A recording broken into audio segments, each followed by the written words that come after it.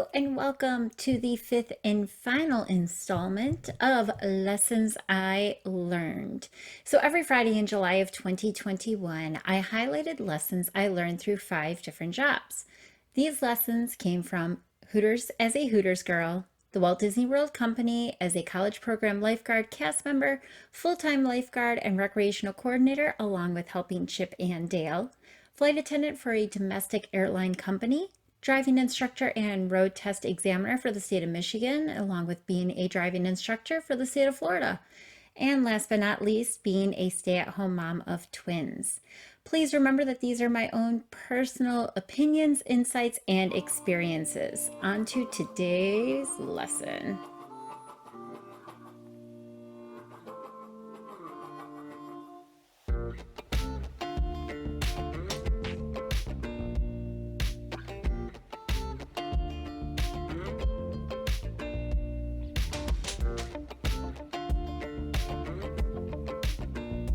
So for today's lesson, I am going to be talking about the lessons I learned as a stay-at-home mom of twins.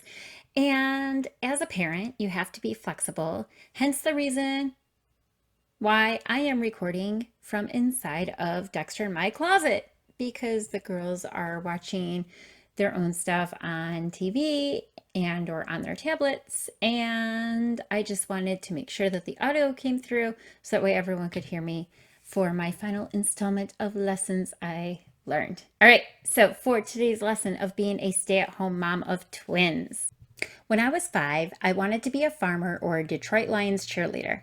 After realizing how much poop would have to be cleaned on a farm and that there was not a cheerleading squad for the Lions in 1987, I was at a loss of what the future Jenny Lee would do with her life.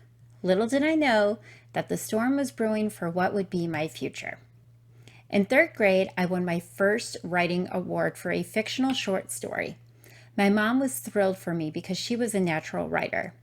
She gave me the courage to continue to write and to share my stories. However, when I did, I was made fun of or told that my writing wasn't good enough by others.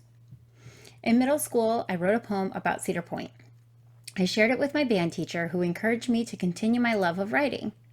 In high school, I won a writing award for writing a poem about the Titanic. In my senior year, my theater director asked my classmates to put together something creative to demonstrate where we wanted to go in life. I wrote a short story of what I thought my life would look like in 10 years. Within the story, I was right about a few things. Within the time frame, I would have an amazing husband, become a writer, and discover that I would be pregnant. So as a parent, life gets messy. Something that my husband and I did not plan on was enduring a couple of chemical pregnancies. These allowed us to truly reflect on how badly we both wanted to be parents. We kept trying, but the pregnancies would not take. These moments were painful, exhausting, and discouraging. As advised, we took time off from trying. We began planning our life a bit differently, with the hopes of being parents years into the future. During an annual checkup, I discovered I was 4 weeks pregnant. At 7 weeks along, Dexter and I received the unexpected news that we were going to have twins. My pregnancy and delivery was superb. I carried the girls full term. All of us were healthy enough to leave 2 days after delivery, and I was back to running and walking 4 miles just 4 days after delivery. What I was not expecting was how messy life was going to get for the 4 of us. When pregnant, a random person told me at an Einstein Bagels to take numerous pictures for the first few months because of the craziness of adapting to being a mom. I'm so glad that I did, because those first 3 months were like a blackout for me. I battled through postpartum depression and was no longer working outside of the house. I was a legit full-time stay-at-home mom. I felt guilty for not bringing in an income while my husband was working overnight and into the wee hours of the morning to make ends meet. Thankfully, my mom was in remission and was able to help whenever she was not working as a teacher. When the girls turned 1, Dexter and I had a great system in place and really felt like we had a handle at being parents. Then my mom's cancer came back, and our lives drastically changed as I was her designated caregiver. Around this time, I was hired as a dance instructor for a traveling preschool dancing academy. Thankfully, I was able to bring our daughters with me to one of the schools while I was teaching. As my mom's cancer progressed, I could no longer teach dance. I needed and wanted to spend as much time with my mom before she passed away. Before my mom was completely bedridden, I brought the girls with me to visit her. She lived with my uncle and my mom's mom, or my grandma. My mom cared for my disabled uncle while I was able to care for my mom, with hospice there to assist. After my mom died, Dexter and I were offered the opportunity to move to Michigan and to become driving instructors and road test examiners. We were thrilled for this chance of a change because we were hoping to better provide for our daughters. Dexter and I would be able to work together, and the girls were old enough to attend preschool. And as you know from the previous episode of Lessons I Learned, things did not work out as planned. The good part was that the four of us bonded together as a handful of others tried to tear us apart. Dexter and I have had so many plans that fell through, of which we immediately concerned ourselves with the consistency for our daughters.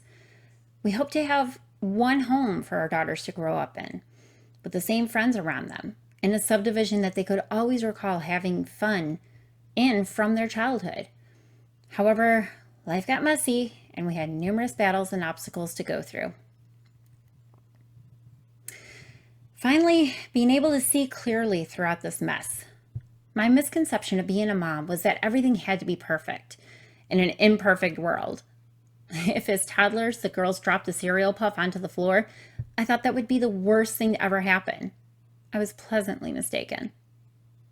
When you try your best to make everything perfect, that's when you lose sight of what is important.